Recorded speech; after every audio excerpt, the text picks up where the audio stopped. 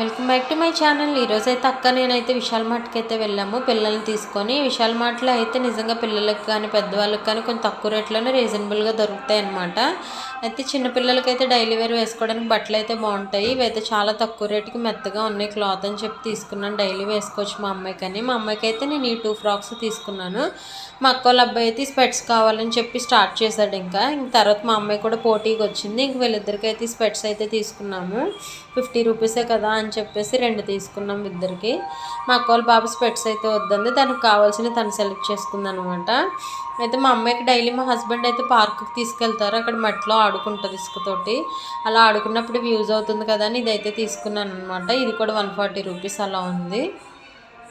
అక్కడ పిల్లలు ఆడుకునేవన్నీ కూడా బయట దొరికే వాటి మీద కొంచెం కాస్ట్ అయితే తక్కువగానే దొరుకుతాయి. ఇవైతే గుంటూరులో మాకైతే చాలా ఎక్కువ కాస్ట్ అనమాట.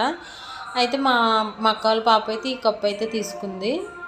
అండ్ తనకు కావాల్సిన బొమ్మలన్నీ ఎప్పటి నుంచో అడుగుతుందంట. మా అక్క వాళ్ళ ఊర్లో అయితే విలేజ్ అనమాట. అక్కడ షాప్స్ అవి పెద్ద ఎక్కువగా ఉండవు. అమ్మ వాళ్ళ ఇంటికి వచ్చినప్పుడే బట్టలు కానీ బొమ్మలు కానీ అన్నీ కొనుక్కొని ఒక్కొక్కసారి వెళ్ళిపోతుంది అనమాట ఒకేసారి.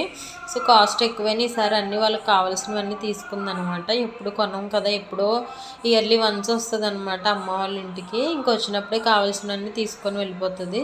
సో మా అక్క వాళ్ళ పాపకు కావాల్సినవన్నీ తను సెలెక్ట్ చేసుకుంది. ఇవన్నీ తీసుకుందనమాట. ఎప్పటి నుంచి ఇవన్నీ అడుగుతుందంట, ప్లే హౌస్ టెంట్ ఇవన్నీ కూడా.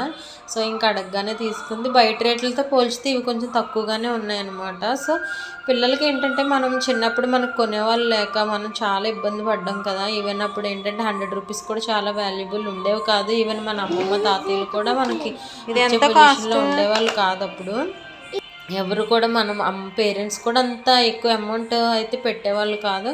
బట్ ఇప్పుడు మన పిల్లలకి ఏంటంటే మనం కొంచెం పర్వాలేదు. ఇంతకు ముందంత జనరేషన్లో అయితే మనం లేం కదా. ఇప్పుడు ప్రజెంట్ జనరేషన్లో ప్రతి ఒక్కరు కూడా ఈ బొమ్మలే అడుగుతున్నారు. ఇంక తప్పదు అనుకుని ఇంక అన్నీ ఏంటంటే రీజనబుల్ రేటుగా దొరికే షాపులో మనం ఇంక తీసుకోవాలి. ఎందుకంటే పిల్లలకు కూడా ఇప్పుడు ఏంటంటే ఇంతకుముందు అయితే మనం బయటకు వెళ్ళి ఆడుకునే వాళ్ళం.